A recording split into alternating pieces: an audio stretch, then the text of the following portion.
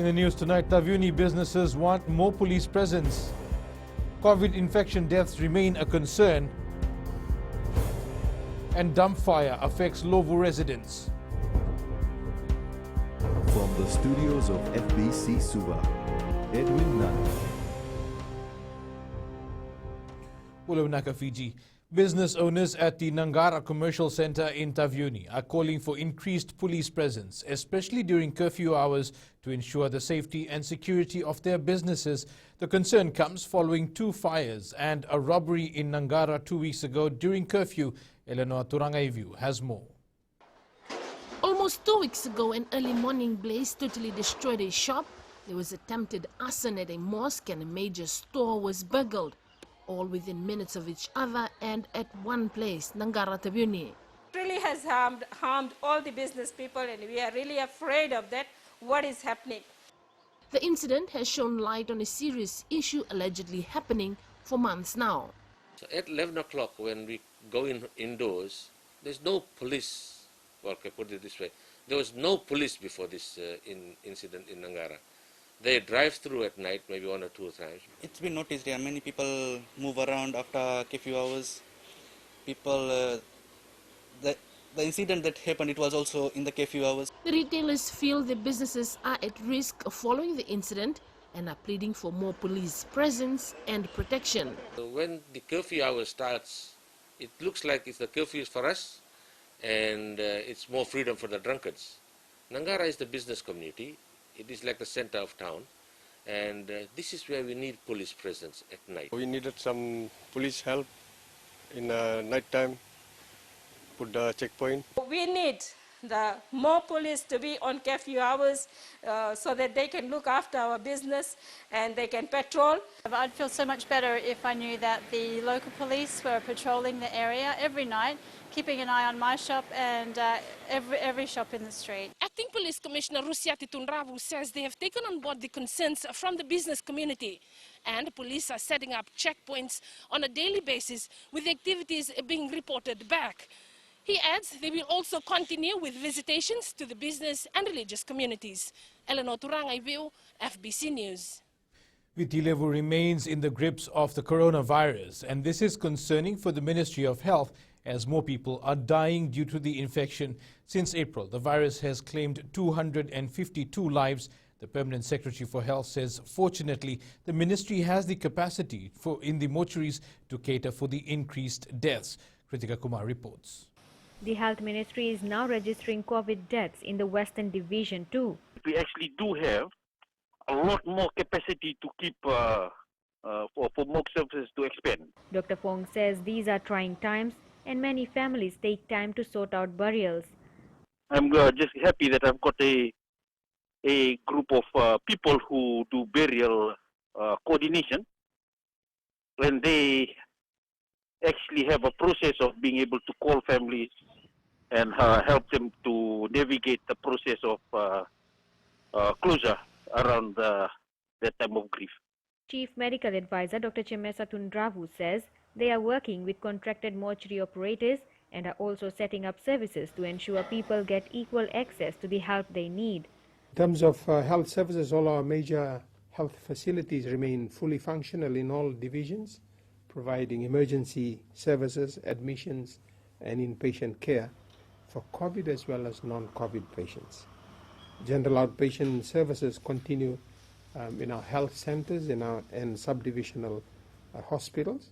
Dr. Tundravu says the main challenge is in admission facilities for positive cases, and the ministry is working with the community and other government agencies to set up additional venues. Kritika Kumar, FBC News. Laboratory research has detected higher viral loads with the Delta variant of COVID-19, amongst other factors. There is also a higher replication rate of the variant, and now there are questions on the classification of the virus. Christiana Uluwai reports.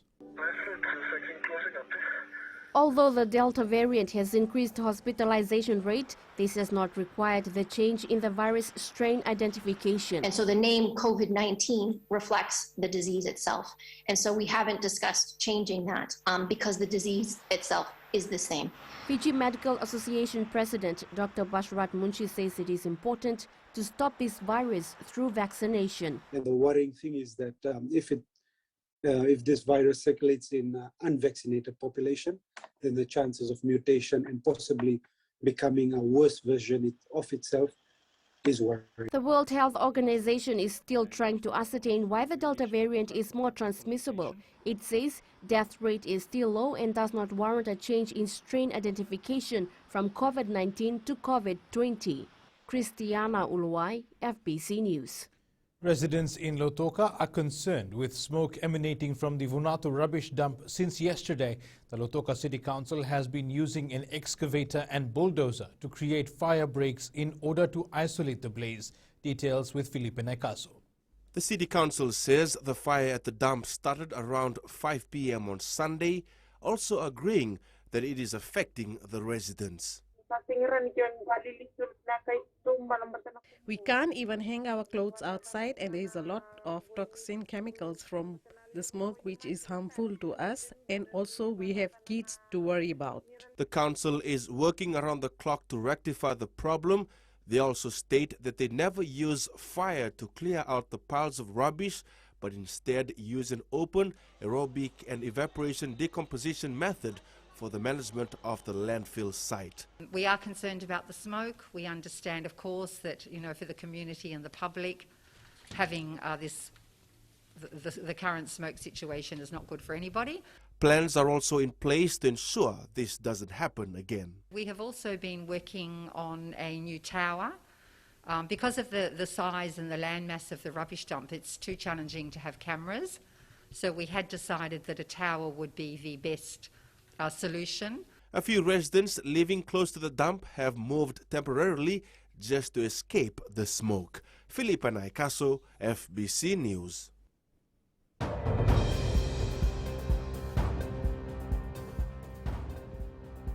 And to our latest COVID-19 update, Fiji had 1,100 new COVID-19 infections for the period ending 8 a.m. yesterday. 386 cases are from the West and 714 from the Central Division. The Health Ministry also recorded 13 new COVID-19 deaths between July 29th and August 1st. 7 of the deaths were in the Central Division and 6 in the West. Fiji has recorded 31,443 cases since April of this year. There are now 22,592 active cases in isolation, with 8,531 recoveries. The COVID-19 death toll stands at 254. The vaccination campaign also continues. As of yesterday, 491,056 people, or 83.7% of the population, has received their first dose of the AstraZeneca vaccine. 151,866 people, or 25.9%, have received the second dose. The 5 most vaccinated areas include Mba, Rewa and Nanonga, which are now 100% first jabbed. Next are Nandi and Naitasiri. Rewa also tops the list as the province with the most number of second jabs administered. And Abdul Zorab from Lovo Lautoka is fully vaccinated. Have you vaccinated yet?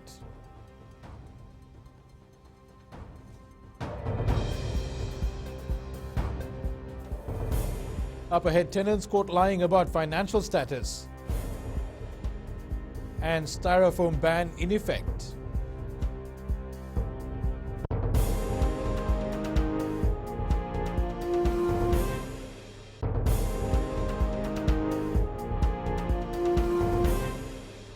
Welcome back. The Health Ministry is now preparing for the long-term psychological impacts of COVID-19 on the general populace. Doctors from St. Giles Hospital expect more people will need psychosocial support in years to come because the pandemic has spared no one. Mental health specialists anticipate Fijians from all backgrounds will carry the psychological scars of COVID-19, but the real impact will only be known in time to come. We have to start preparing, like we are providing online counseling, we are providing the helplines for people to keep talking. We're seeing a lot more relapses because of the non-compliance, and so because of that, our patients are being admitted even more, and they have kids at home and they have nobody to look after them. Doctors confirm they are already seeing young people who carry financial responsibilities breaking under pressure. if stress does not hold and it keeps prolonged, it can result into severe mental illnesses like severe depression, resulting in suicides, severe depression with psychosis, and maybe much more other impacts, especially on the working age. Children too are showing signs of mental strain. We have kids coming with complaints of depression, with complaints of self-harm ideations because they just cannot cope with it, and being away from their friends as well, from the fear of missing out in schoolwork, is all affecting everyone. Psychologists are also concerned about the mental state of their colleagues who've been facing COVID-19 head-on for almost 4 months.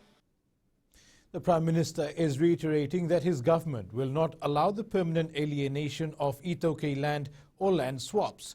Varingambani Marama highlights the amendment to the Itoke Land Trust Act will also meet the needs of many people wanting to lease land around the country. Andurotalo reports.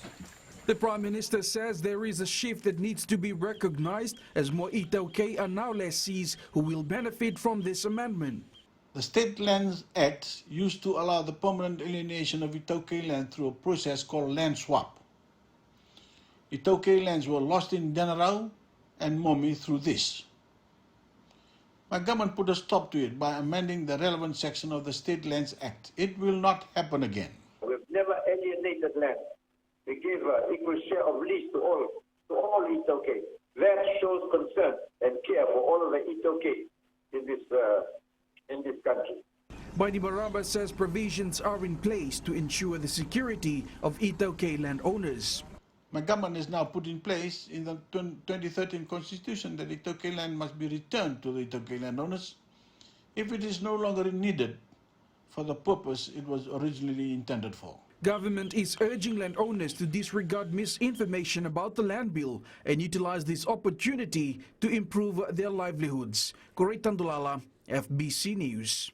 Landlords have always been in the limelight for unethical practices, but there are now growing concerns that tenants are trying to avoid their financial commitments. In the last 3 months, there's been a spike in the number of complaints relating to landlord and tenancy. Pranita Prakash reports.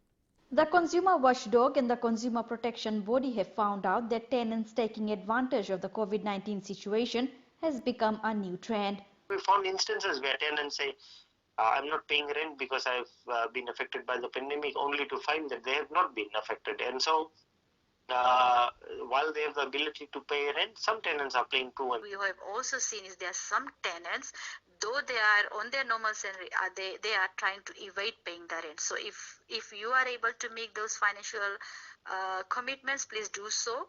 Consumer Council Chief Executive Seema Shandil says they are trying to assist both the landlords and the tenants.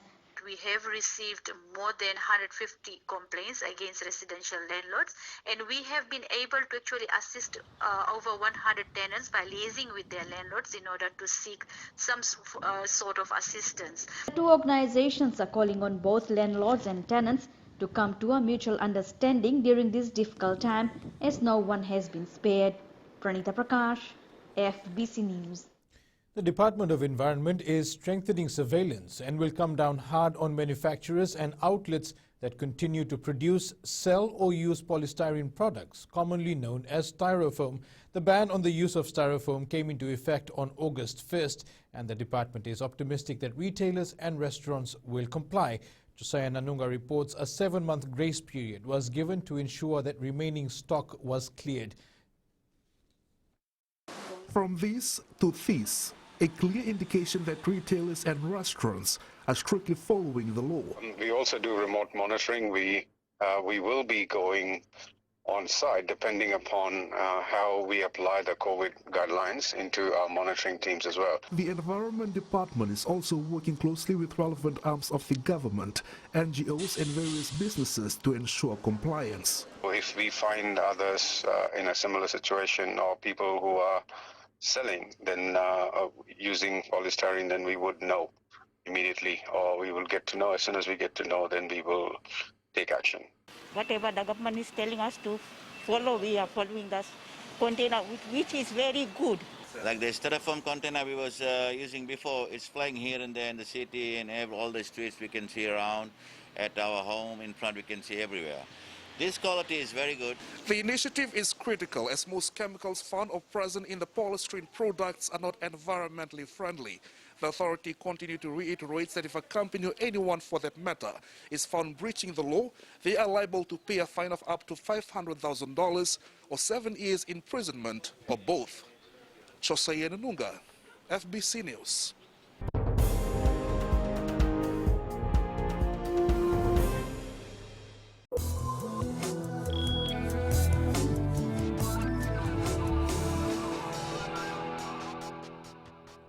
First up in business, economic activity slowed significantly in late April and May as the spread of the Delta variant intensified in Fiji, worsening socio-economic situations. However, some pickup has been noted from June as the Reserve Bank in its economic review says more businesses and citizens adapted to the COVID-19 environment. Governor Arif Ali says despite the domestic economy opening up under strict COVID-19 protocols, aggregate demand remains suppressed as more people have become unemployed or have had their wages and hours reduced. Ali says partial indicators of consumption spending such as net VAT collections, new consumption lending by commercial banks, new vehicle registration and electricity consumption recorded annual declines cumulative to June. The governor says investment spending also registered sluggish outcomes in the year to June. He adds the economic uncertainty and mandatory COVID-19 protocols are anticipated to suppress investment plans further in the coming months. The national budget has opportunities for the Fiji National University to play a critical role in the post-pandemic economic recovery. Vice-Chancellor Professor Toby Wilkinson says this is a real vote of confidence in the FNU and they will work hard to repay the trust of the government. Professor Wilkinson says the $1 million allocation through the Reskilling Fund will enable FNU to help those who've lost their jobs due to the pandemic.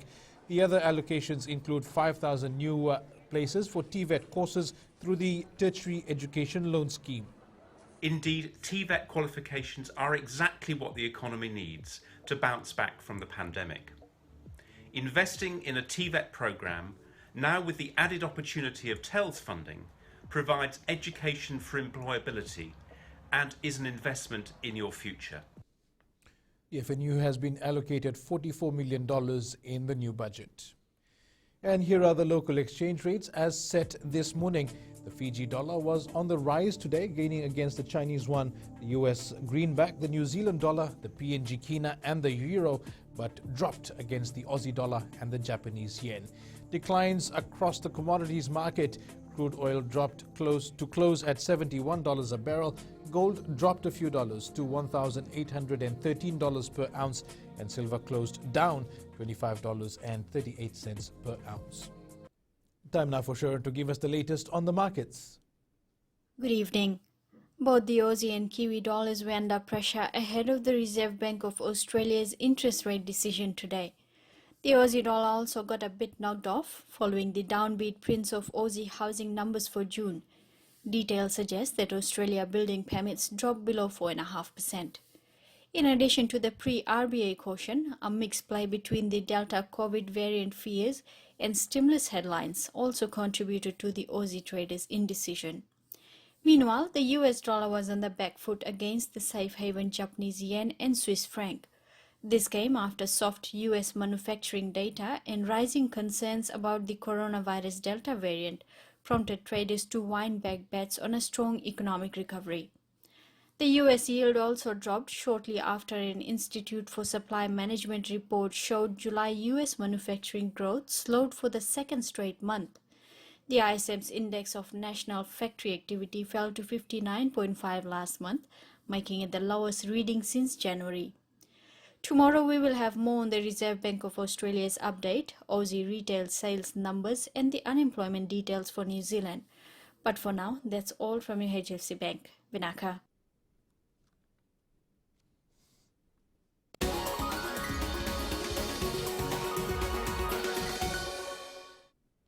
In growing Fiji tonight, the Fiji Roads Authority is resealing the Beach Road and Malau Place in Watuanga Suva. The FRA has received $72.9 million for essential maintenance of its assets in order to preserve its useful life. An allocation of $50 million has been made to FRA's ongoing program for the renewal and rehabilitation of roads. Work is also in progress on Sukunaivalu Road in Lotoka.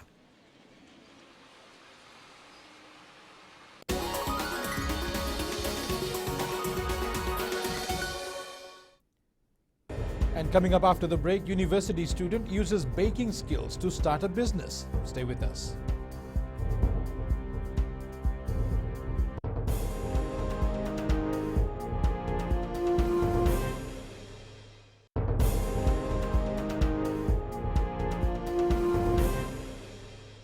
Welcome back. Champagne growers in France are struggling as it's proving to be a difficult year for them. Most farms are hit by mildew fungus.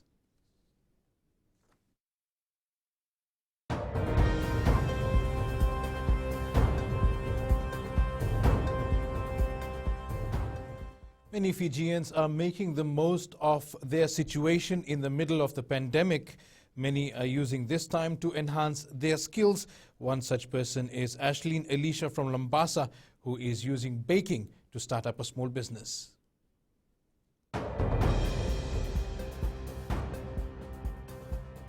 The 20-year-old says she began baking during the lockdown period as she had a lot of free time. When I was a little kid, I used to see my mom baking cakes and doing things, so it made me expand my knowledge, and I gradually started to learn new stuff. It made me do something better each time. Alishba says the COVID crisis has taught her to be prepared for any situation. Business has been very useful to me. Since this time of a pandemic, people are not able to earn, and they need income to survive. And we students, when we're studying, we obviously study for working in the future. But what if there's no work? What if we're being home like this? So this has been a backup for me. The second-year University of the South Pacific student says her parents have been the driving force behind her success so far. Academic education is important, but knowing your child's potential and their talents is as important. And you may never know where it may take you through your child. So always look for the special capabilities your child has, the talents they possess. This aspiring businesswoman dreams to own her pastry business in the future. Jeshulal, FBC News.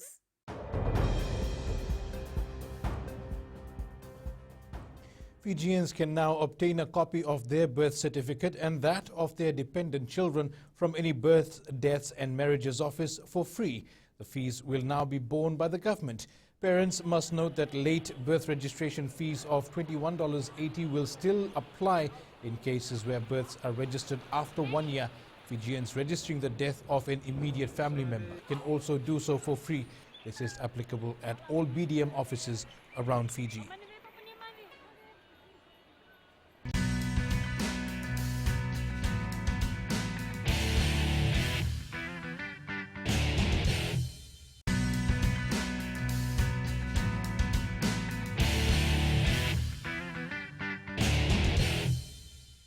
Leading sports, after missing out on the 2016 Olympics, Fiji Sevens rep Waisea Nadhungu thought his dream was over. However, the struggles since he left school at the age of 11 to help out in his father's farm made Nadhungu determined to join the 2020 Olympic Sevens squad through hard work. Karalaini Tavi reports. Raised in a small cane farming town in Ba, Nadhungu's parents preferred he pursue education, but he had other plans in mind. I used to run away and stay in the jungle till school ended. Until one day, my parents realized that I had lost interest in school completely and told me to help my father in the cane farm. Nadhungu says his aim was to make his hard-working father proud. Every day I used to watch my father working in the hot sun just to provide for our family. And one day I told my father that even though I've left school, I will make him proud. He began playing football but switched to rugby after his cousin and Sevens veteran Pio Tuwai joined the national side. But after 2016, Nadhungu remained steadfast to continue working hard. I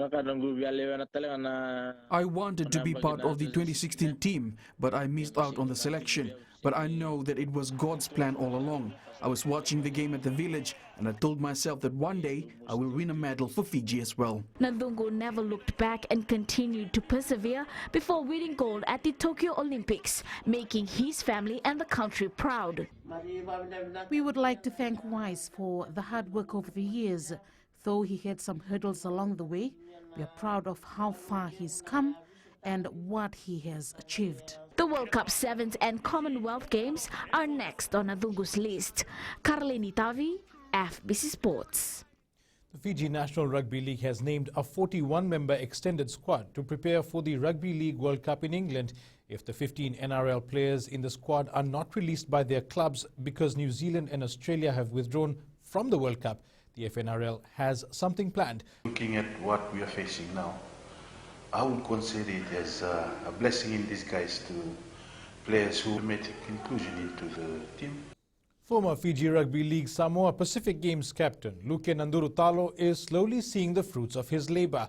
The 29-year-old has been named in the Fiji Mbati extended squad to the Rugby League World Cup at the end of the year. Speaking exclusively to FBC Sports, the Korolevu Navosa native shared his struggles switching from union to league to pursue a career in rugby. Benina Rakotonga has more. Playing club footy in the New South Wales Cup for the Penrith Panthers and also contracted with St Mary's in the Ron Massey Cup was a stepping stone for Andurotalo. I've travelled a bit, just playing sevens and that, but not as the same as, chasing your dream, like as in rugby league. Like you can play sevens for fun and 15s for fun, but NRL is such a dream. New South Wales is currently in lockdown due to the COVID outbreak, but this has not dampened his spirits. I try to keep on track. Like whenever I have the time, I go to the field, I go whatever I do, hill running or pull the sledge or whatever.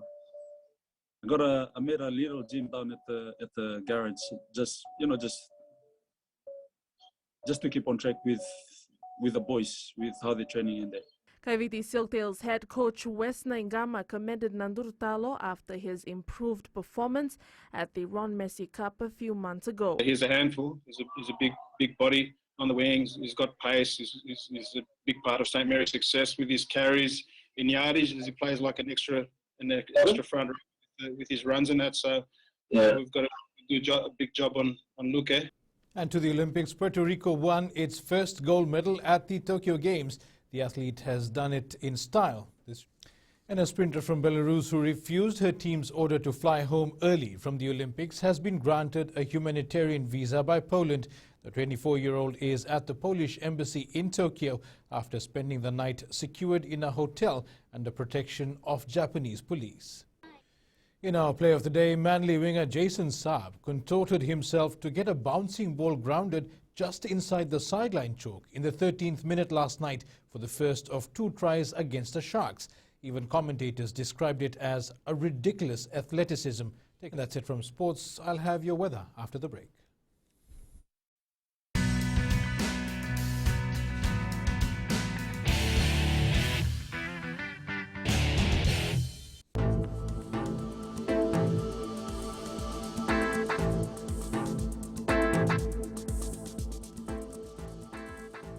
And generally fine conditions prevailed over most parts of the country. Now to the west, sunny to partly cloudy and windy. Eastwards from Pacific Harbour to Suva, sunny and pleasant. In the north, much of the same pleasant conditions as the capital city. Places we are checking out today are Rakiraki, Tabua and Lambasa. All the centres had fairly low humidity. At sea, moderate to fresh southerly winds. Winds becoming southeasterly from tomorrow, moderate to rough seas. Turning to the tides, the next low tide is at 8:36 tonight, with high tide at 3:07 tomorrow morning. Sunrise is at 6:32. For tomorrow, partly cloudy with brief showers over the southeastern parts of the larger islands and Lau and Lomaiviti group. Elsewhere, mainly fine, cool at night. The outlook for Thursday, expect much of the similar conditions. 2-hour shot of the day. The sunset was beautifully captured by Paeru in Tamavoa, Suva. And in Fijian Pulse, we ask, what advice do you have for those who are yet to be vaccinated?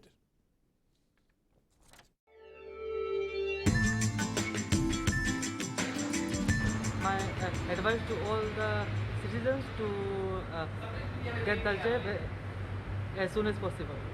Advice for the patient is as soon as the people get the vaccination, so that we can get back to normal life, like a business and etc. People should get vaccinated to save their loved ones.